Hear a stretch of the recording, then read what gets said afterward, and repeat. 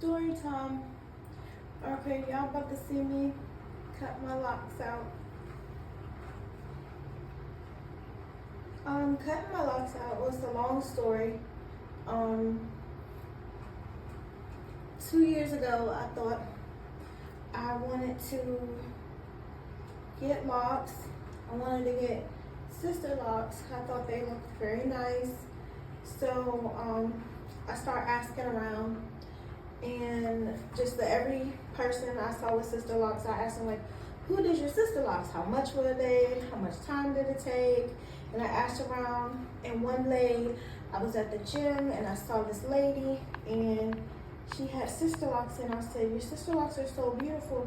She said, yeah, I just took the sister lock course, and I think that sister locks are so expensive, and I want to, make them affordable for people. I'm about to become certified. Here's my phone number. When I get my studio up and running, I'm gonna call you. So a year later, she literally called me, and I was like, oh, that's awesome. She was like, yeah, you would come in. I need 5 people to become, sorry about the camera. I need 5 people to become certified. You'll be number 4, and then I'll need another person. Then we talked about my daughter, becoming one of her clients. And she was like, yeah, I'll take on your daughter as a client, and y'all could be number 4 and 5. I could be licensed, boom. So I went over her house. She was like, yeah, trust me with your hair. Well, anytime someone ever says, trust me, don't trust them. So she started my hair. She started complaining about her legs. She started complaining about her arms, everything. She was very inconsistent with the schedule. She did not set the time. She was like, well, when you want to come back? It was supposed to be a 2-day event and turned into a week event. Well, it started off with a rough start. When she first started doing my hair the second day, she said we can take a break. And I needed a break because you sit for a long time, you bring in snacks. And my mom needed me to pick her up. So I went to pick up my mom and I lost my phone. So I tried to call her. Well, I didn't try to call her. I lost my phone. I couldn't call her. By the time I got back to her house, she was gone. She didn't answer her door or anything. So I left a note at her door with an alternative phone number saying, hey, I came back, no one's here. Here's my alternative phone number. I lost my phone. So what happened with my phone actually fell out my car, got crushed. I had to replace it, But anyway, by the time I did speak to her, she got so livid and mad at me. She's like, yeah, you were gone and you didn't call. I said, yeah, I lost my phone. She said, you should have left a note. And I was like, I did leave a note. I left a note for you at your door. And she was like, oh yeah. And she just had a nasty attitude. She was like, I don't feel like even finishing your hair at this point. And I burst out into tears when she said that, because my hair was like this portion. It was only like this portion. This portion right here was done. All the rest of it, it was just like this portion was locked and done. The rest wasn't done. And I was like, oh my God, what will I do? Will I have to like cut my hair? And I was just crying. I was like, please, don't leave me like this. I don't want to have my hair just halfway locked, halfway done. That would be devastating. I might have to cut my hair off, So we talked, and she said, okay, well, I'll finish your hair. So she did finish my hair, but when she finished my hair, she actually was going into the locks. I can do it with scissors now. It don't matter because I'm cutting these things out. And she was like, every time she went into the lock, she was cutting and severing the hairs. She was just doing it so rough, and she was pulling so hard. She was just pulling my hair so hard. She was just like pulling, and pulling like this real hard, and just sticking a needle in any old type of way, damaging the hairs. So that was that. She did it. Then after she did my hair, She said I was entitled to one free retwist. When I was supposed to get my retwist, she was talking about she baking cakes and she got to do this and got to do that. She always had a family event coming on. Basically, that was not her bread and butter. She had another job, and that's all she cared about was the other job. That was her bread and butter. Hair doing was on the side, so you know, she was trying to party with her family, do family events and all this other stuff. Sorry. So this is my cameraman. So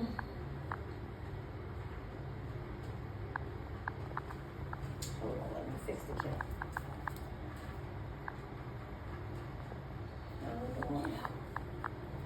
Hold on. Okay. So basically, she didn't care about my hair. She didn't care about doing sister locks. She just cared about working her little job and having her little social events with her family. So she got to the point where she was not able to schedule me for my first lock checkup. So time went on, so I wound up paying for my first retwist / lock checkup, which I didn't care. It was like $125, and she did my hair or whatever. She retightened it down, and that was that. So it came time for her to no, it wasn't. After 2 weeks after she did my first retwist, she said that she was having problems with her hand and her shoulder hurt, and she wanted to go off for shoulder surgery. She said I can come back in and get my hair retightened before she go out of shoulder surgery in 2 weeks. Well, my hair was only 2 weeks old. You know, I had not, gone 6 weeks like you're supposed to recommend it. So it was going to be done a month early, so I declined because my hair was still looking good. My hair was still tight. It was still down to my scalp. So basically, she wanted me to come and give her the little $125 so she could be good, But she didn't care about my hair because my hair didn't need to be done at that point. So she told me that she would give me somebody's phone number to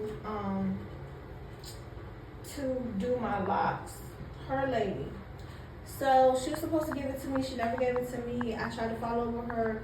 Then she said no, she's not going to give it to me.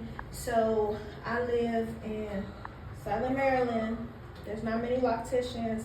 I got on the website. I called basically everybody on the list. No one had openings. People weren't answering their phone. So on, so on. So my hair just kept on going out. Getting crazy, looking thin at the beginning, needing lock maintenance. And, I asked her again if she could help me. She said, I finished having my shoulder surgery. I'm going to be opening this date. So she said, she's going to open in March. Then she said she's going to open in April. It was all these days. And then she finally said, no, I'm just not going to do your hair. So I had waited February, March, April. And then she told me she wasn't going to do my hair. And she didn't refer me to nobody. So my hair was looking crazy. My hair is looking crazy. And my hair continued to look crazy. I said, I don't care. So I just started growing regular locks. And I bumped into her at the 7-Eleven.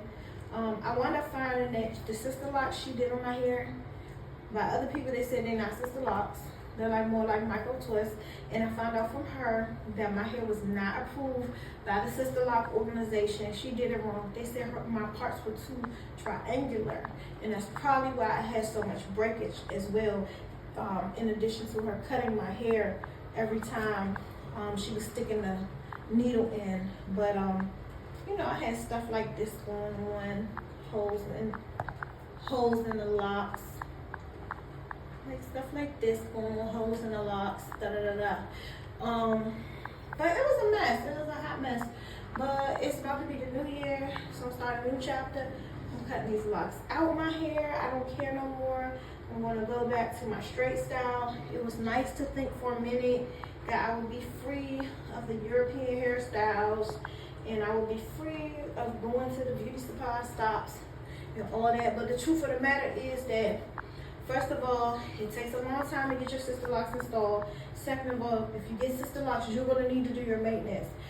Third of all, if you get somebody to install and do your maintenance, you got to make sure they're not stabbing and breaking your hair every time they go into the sister lock with the ready or the crochet needle, because then your locks are going to get thin. Then your hair is going to break off, and then it's going to be a hot mess. And then on top of that, sister locks are very inexpensive to keep up. And then on top of that, if you miss an appointment, they still want you to pay for your missed appointments. Like, look at this. Like, see that? Like, that's a mess. But they still want you to pay for your appointments, even if you don't miss them. So, say you miss 2 appointments, you're not gonna pay $125. You're gonna pay for the 2 appointments you missed. You're gonna pay $250 plus the $125 for the current appointment. They backdate them appointments. It's not like if I go without a relaxer for, for 9 months, and they just charge me for a full relaxer, or they charge me for a touch-up. No, it's like they charge you for every relaxer you miss. That's crazy. So sister locks, I mean, a lot of these women are getting sister locks. They're just money hungry. They just think about, oh, I can make this amount of money, da-da-da. They don't care about your hair. They don't care about your Afrocentrism. They don't care about, you supporting the black community because you supporting them. They just see you as a little dollar sign rolling around in their hair. I mean, I thought about taking a sister lock course, but if I do, I'm definitely going to treat my people not like their little cash little piggy banks. I'm going to take care of people's hair, but I don't know. But I know for me, it was a very bad experience. I got hair depression. It's very depressing when you're walking around, your hair is looking crazy like a cabbage head. Your locks looking messed up. Your hair looking homeless. You looking crazy. And you don't want to look crazy. You want to look kempt. But you can't get nobody to do your locks. You can't get nobody to do your maintenance. So, I don't know. I can't say I strongly advise against sister locks. I just say do your research and know who you're dealing with. I mean, really know who you're dealing with. Go off a strong recommendation. Get to know these people, because some of these women are crazy. Some of these consultants are crazy, But she never got her license to do sister locks. When I saw her in the 7-Eleven, she was practically begging me to come so she can fix my locks and so she could do my hair. And my daughter had her hair done by her too. My daughter went through the same thing. My daughter actually cried because we couldn't find anybody to do her hair. My daughter still got her locks in there. I tried to do a little, maintenance on her locks, but I wasn't able to do everything because I didn't take the course. But my daughter got hair depression, and it continues to be a really big blow on her self-esteem. And she doesn't want to be bald. She don't want to have to cut her hair out. So we're just basically growing her hair out. But it's a very emotional journey. It's been a very hurtful, very emotional journey, dealing with this. But like I said, I'm cutting mine out. And on top of that, the lady who did my locks was so nasty. Her attitude was so nasty.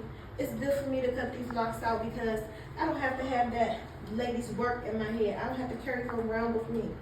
Even if I do get another pair of sister locks in the future, it'll be good. I don't have her locks that she put in here with her nasty attitude, because I had never done nothing to this woman, She had offered to do my hair, and I was offering to be her client, and she should have kept it on a professional level. But it's so many people out here, they got a nasty attitude. And I hate to say it, I might get flack for this, but a lot of black women have attitudes with black women. It's a lot of African American women have attitudes with other black women. It's crazy how, women of color treat each other. But yeah, I'm cutting these things out. And that is basically my story time. I may post when I get my little head together. And, I'm thinking about relaxing it, dyeing it like blue black, jet black, putting some finger waves in it or whatever. But for one thing I know, these locks coming up out of this head. And, I don't know, I'm gonna seek a professional look and something sleek. I'm gonna go back to my straight hair. I always had long hair, always had straight hair. I'm not concerned about my hair. My hair won't grow back. My hair always grows back. It grows back long or whatever. But these little sister lock things coming up out of my hair, the rest little pieces right there, I'm just gonna comb out. I let my hair grow out. I ain't trying to be bald. So, you know, I let it grow out a couple inches.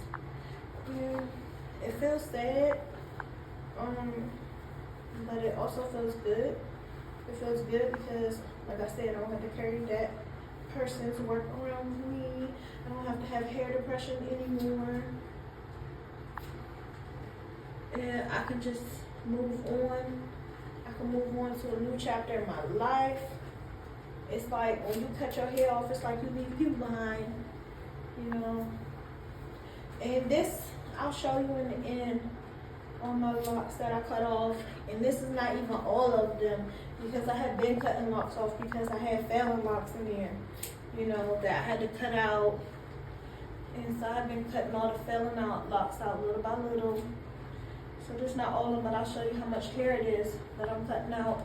And guess what? My hair was long. So had I not got the sister lock, my hair would have been long. I started out with 14 inches of hair. So I cut off 2 inches of hair just to make the process easier. I'm installing the sister locks. And then I think I went to her for the consultation. I wound up cutting off 2 more inches. So when I started, I had 10 inches of hair when she started. But then when she was installing, she was just cutting my hair like crazy. She was like, snip, snip. Oh, that's a long piece. I'm going to just cut all these long pieces. Your hair is so long. So she cut a lot of my hair out when she did the install. So, like, see, this is how long my locks were. How long? Pretty long, you know. But whatever, they gone now. I'm gonna show you all the hair in the scene.